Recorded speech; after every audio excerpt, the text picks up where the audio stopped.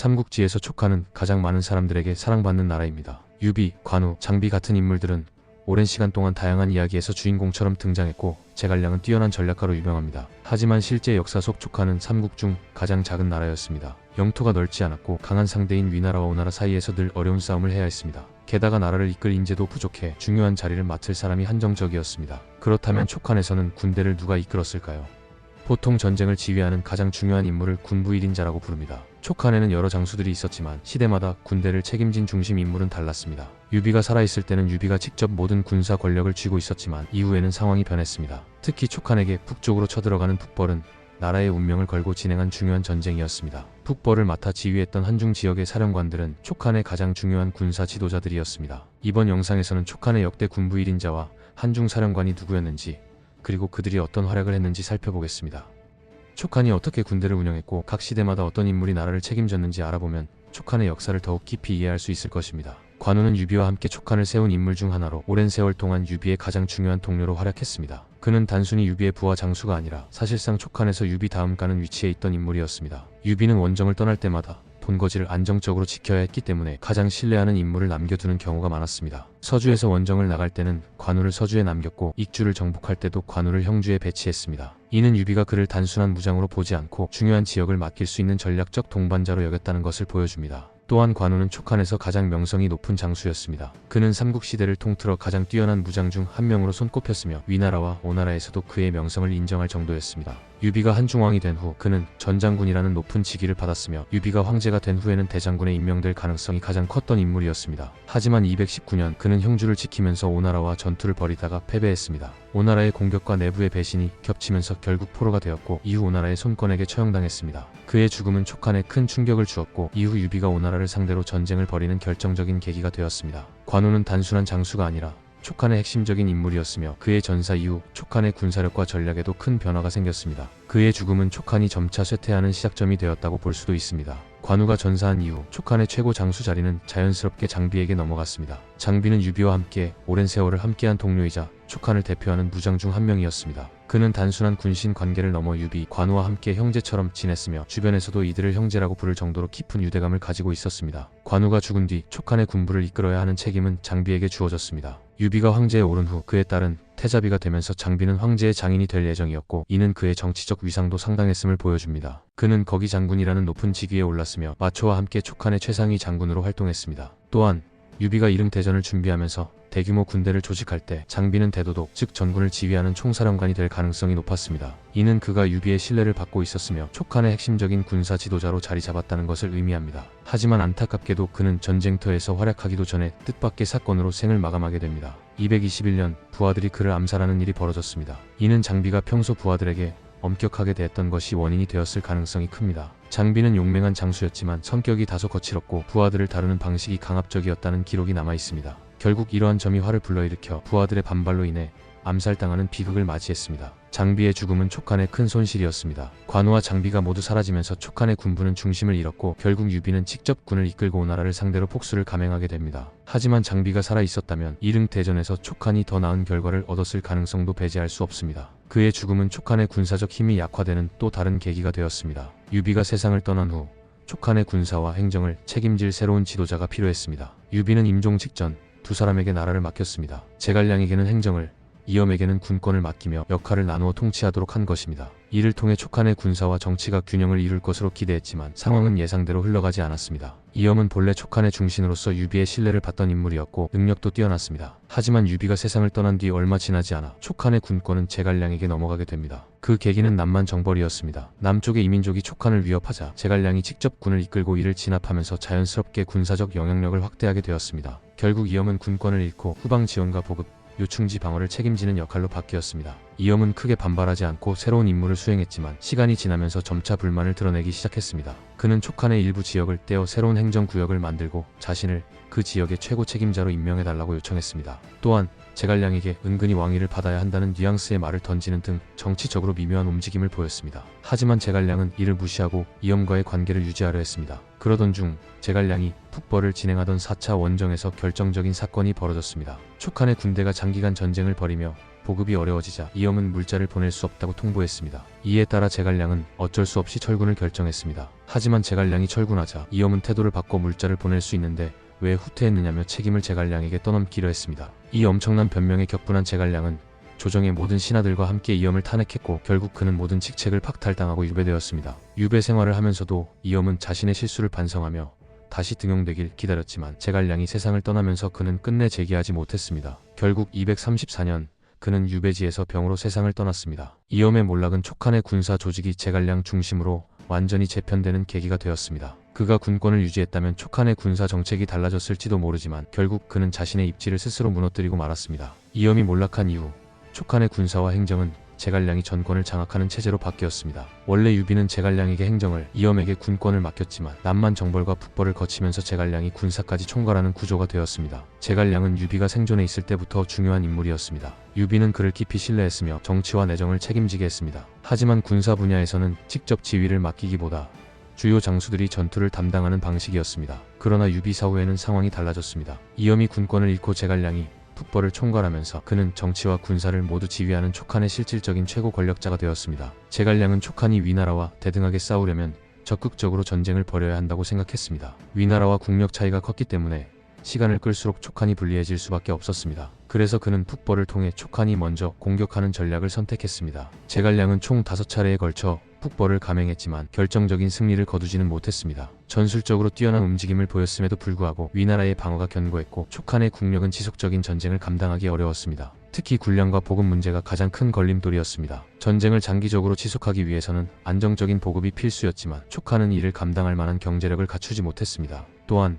촉한의 군사력이 한정적이다 보니 한 번의 실패가 치명적인 타격으로 이어졌습니다. 제갈량은 여러 차례 북벌을 시도하면서도 위나라의 전략적 거점인 장안을 점령하지 못했고 이로 인해 촉한의 장기적인 전략이 한계를 맞이했습니다. 234년 5번째 북벌 도중 제갈량은 병을 얻어 전선에서 세상을 떠났습니다. 촉한의 입장에서 이는 엄청난 손실이었습니다. 제갈량은 단순한 재상이 아니라 정치와 군사를 모두 책임진 지도자였기에 그의 부재는 국가 운영에 큰 혼란을 초래할 수밖에 없었습니다. 그의 사후 촉한은 빠르게 변화를 맞이했습니다. 장완이 후계자로 지명되어 행정을 담당했으며 이후 비위가 이를 계승했습니다. 하지만 제갈량만큼 정치와 군사를 모두 통솔할 인물은 없었고 결국 촉한은 점점 국력을 잃어가게 됩니다. 제갈량의 북벌이 성공하지 못한 것은 분명 아쉬운 부분이지만 그는 촉한이 끝까지 존속할 수 있도록 국가를 안정적으로 운영한 지도자였습니다. 그의 죽음 이후 촉한은 점점 위나라의 위협에 더 크게 흔들리게 됩니다. 제갈량이 세상을 떠난 후 촉한은 새로운 지도자를 필요로 했습니다. 제갈량은 자신의 후계자로 장완을 지목했습니다. 장완은 원래 지방 관리로 일하던 인물이었지만 유능한 인재였던 만큼 제갈량의 신임을 받아 점점 높은 자리에 올랐습니다. 촉한이 흔들리는 위기 속에서도 그는 내정을 안정시키고 국정을 책임지는 역할을 맡았습니다. 장완에 대한 흥미로운 일화가 있습니다. 그가 젊었을 때 지방 관리로 일하면서 업무보다는 술을 마시며 지내는 일이 많았습니다. 이에 분노한 유비가 그를 처벌하려 했지만 제갈량이 이 사람은 작은 지역을 다스릴 인물이 아닙니다. 그는 국가의 대계를 논할 인재입니다. 라며 적극적으로 변호했습니다. 이 말은 결국 맞아떨어졌고 장완은 제갈량 사후 촉한을 이끌 인물이 되었습니다. 제갈량이 죽은 후 촉한은 위나라의 강력한 압박 속에서 흔들리고 있었습니다. 지도자가 사라진 상황에서 나라가 혼란에 빠질 수도 있었지만 장완은 국정을 안정적으로 운영하며 혼란을 빠르게 수습했습니다. 그는 대사마라는 최고 군사 직책을 맡았고 군사와 내정을 총괄하는 역할을 했습니다. 장완은 대규모 북벌을 계획할 만큼 적극적인 지도자였습니다. 제갈량이 사망한 이후 그는 새로운 전략을 세우며 위나라와의 전쟁을 준비했습니다. 하지만 안타깝게도 건강이 악화되면서 직접 북벌을 실행하지 못했고 결국 246년 병으로 세상을 떠났습니다. 그의 죽음은 촉한에게 큰 타격이었습니다. 제갈량 이후 가장 중요한 지도자가 사라졌기 때문입니다. 이후 촉한의 지도자는 그의 뒤를 이어 비위가 맡게 되었고 촉한의 운명은 새로운 방향으로 흘러가게 됩니다. 장완은 촉한을 전쟁 속에서도 안정적으로 유지했던 지도자였으며 그의 존재 덕분에 촉한은 빠르게 무너지지 않고 계속해서 버틸 수 있었습니다. 장완이 세상을 떠난 후 촉한의 실권은 그의 후계자로 지목된 비위가 맡게 되었습니다. 비위는 원래 제갈량이 생전에 장완 다음으로 후계자로 공인한 인물이었으며 장완과 마찬가지로 촉한을 안정적으로 운영한 지도자였습니다. 비위는 행정 능력이 뛰어난 인물로 평가받았으며 나라를 잘 다스리는 데 집중했습니다. 그는 장완과 마찬가지로 대규모 북벌을 추진하는 데에는 다소 신중한 태도를 보였지만 소규모 군사 작전을 계속해서 추진하며 촉한이 반격할 기회를 노리는 전략을 유지했습니다. 이는 무리하게 전쟁을 벌였다가 국력을 소진할 위험을 줄이면서도 촉한이 위나라에 대한 저항을 지속할 수 있도록 한 현실적인 선택이었습니다. 비위는 성격이 호탕하고 너그러운 사람이었습니다. 그는 부하들에게 친절했으며 심지어 위나라에서 투항한 장수들에게도 너그럽게 대했습니다. 하지만 이러한 성품이 결국 그의 운명을 결정짓게 됩니다. 253년 비이는 자신이 너그럽게 대해주었던 위나라 출신의 항복 장수 곽순에게 암살당하고 맙니다. 비이는 촉한의 마지막 안정적인 지도자였기 때문에 그의 죽음은 촉한의 큰 타격이었습니다. 그의 암살 이후 촉한은 더 이상 국가 전체를 안정적으로 운영할 수 있는 지도자를 배출하지 못했고 결국 내부적으로도 혼란이 가중되었습니다. 비이가 사망한 후 촉한의 최고 지도자 역할은 강유가 군사권을, 진지가 행정권을 담당하는 체제로 바뀌었습니다. 하지만 강유는 정치적 기반이 부족했고 지속적인 북벌로 인해 조정 내부에서 비판을 받으며 입지가 줄어들었습니다. 반면 진지는 내정을 운영했지만 나라의 상황이 점점 어려워지면서 촉한을 효과적으로 지탱하기 어려워졌습니다. 비이가 암살당한 사건은 촉한의 몰락을 알리는 신호와도 같았습니다. 이후 강유가 적극적인 북벌을 시도했지만 결국 촉한의 국력은 한계를 맞이했고 263년 위나라의 침공을 막아내지 못하면서 촉한은 멸망하게 됩니다. 비이는 촉한의 마지막 안정적인 지도자로서 그의 재임 기간 동안 나라를 최대한 안정적으로 유지하려 했습니다. 하지만 그의 갑작스러운 죽음 이후 촉한은 더 이상 회복하지 못했고 멸망의 길을 걷게 되었습니다. 비이가 암살당한 후 촉한의 지도 체제는 크게 변화했습니다. 이제 국정을 총괄하는 단일 지도자는 사라졌고 군권은 강유가, 행정권은 진지가 담당하는 체제로 바뀌었습니다. 하지만 이는 촉한의 국력이 이미 쇠퇴하고 있었음을 보여주는 변화이기도 했습니다. 강유는 원래 위나라 출신이었지만 촉한으로 망명하여 성장한 인물입니다. 그는 뛰어난 전략가이자 용맹한 장수였으며 제갈량의 북벌을 보좌하면서 두각을 나타냈습니다. 비이가 암살된 이후 촉한의 군사 권력을 강유가 단독으로 맡게 되면서 사실상 촉한의 마지막 군부 1인자가 되었습니다. 강유는 제갈량이 추진했던 북벌을 더욱 적극적으로 추진했습니다. 이전까지는 보급 문제와 국력 부족으로 인해 제한적인 작전을 펼칠 수밖에 없었지만 강유는 군권을 독점한 후 더욱 과감한 북벌을 감행했습니다. 그는 촉한 북벌 역사상 가장 큰 승리를 거둔 적도 있었지만 동시에 가장 큰 패배를 경험하기도 했습니다. 여러 차례 전투에서 뛰어난 전략을 펼치며 승리를 거두었지만 결정적인 한방을 만들지는 못했습니다. 무엇보다 촉한의 국력은 점점 소진되고 있었고 지속적인 전쟁으로 인해 내부 반발도 커졌습니다. 결국 조정에서는 강유의 북벌을 비판하는 목소리가 높아졌고 그의 정치적 입지는 급격히 줄어들었습니다. 본래부터 그는 위나라 출신 항복 장수였기 때문에 촉한의 기존 정치 세력과 깊은 유대 관계가 없었습니다. 이러한 점은 그가 정치적으로 고립되는 원인이 되었고 그는 점점 중앙 정계를 떠나 최전방에서 은거하게 됩니다. 강유는 중앙 조정에서 입지를 잃자 사실상 촉한의 최전방에서 은둔하며 군을 유지하는 형태로 살아갔습니다. 하지만 263년 위나라가 대대적인 침공을 감행하자 그는 다시 전선에 나서게 됩니다. 강유는 마지막 순간까지도 훌륭한 방어전을 펼쳤습니다. 그는 검각에서 위나라의 대군을 효과적으로 막아냈고 위나라의 공격을 지연시키는 데 성공했습니다. 하지만 촉한의 수도를 방어해야 할 황제 유선이 등의 기습을 막아내지 못하고 항복하면서 결국 촉한은 멸망하고 말았습니다. 강유는 이에 굴하지 않고 위나라 내부의 혼란을 틈타 마지막 반격을 시도했습니다.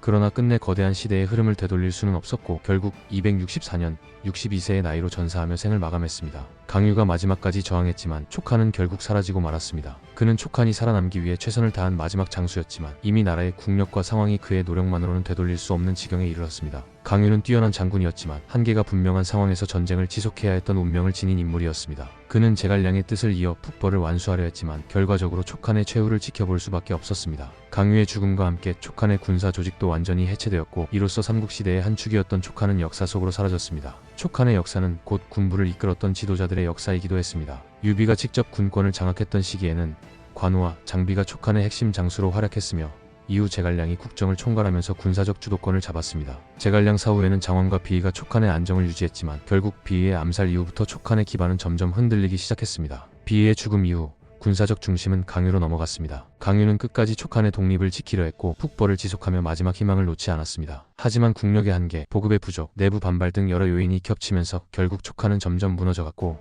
263년 위나라의 침공을 막지 못한 채 멸망하고 말았습니다. 촉한의 군부 1인자들이 걸어온 길은 단순히 장수들의 활약을 넘어 촉한의 흥망과 밀접하게 연결된 흐름이었습니다. 유비가 건국한 촉한은 관우와 장비 같은 충성스러운 장수들의 피와 땀 위에서 성장했고 제갈량의 정치적 군사적 리더십을 통해 버틸 수 있었습니다. 하지만 시간이 지나면서 인재난과 국력 부족이 누적되었고 지도자들의 죽음과 함께 촉한의 힘도 서서히 쇠퇴해갔습니다. 결국 강유가 마지막까지 저항했지만 나라의 운명을 되돌릴 수는 없었습니다. 촉한의 군부 1인자 계보는 강유의 죽음과 함께 완전히 끊어졌고 그와 함께 촉한이라는 나라도 역사 속으로 사라지게 되었습니다. 이처럼 촉한의 군부를 이끌었던 인물들의 이야기를 살펴보면 촉한이 어떻게 성장하고 어떻게 쇠퇴했는지를 더욱 깊이 이해할 수 있습니다. 뛰어난 장수들이 있었지만 강대국인 위나라와 맞서기에는 한계가 있었던 나라. 촉한의 군사적 역사는 결국 불가능에 가까운 싸움을 이어간 이들의 기록이라고도 할 수 있을 것입니다. 영상을 시청해주셔서 감사합니다. 구독과 좋아요 부탁드립니다.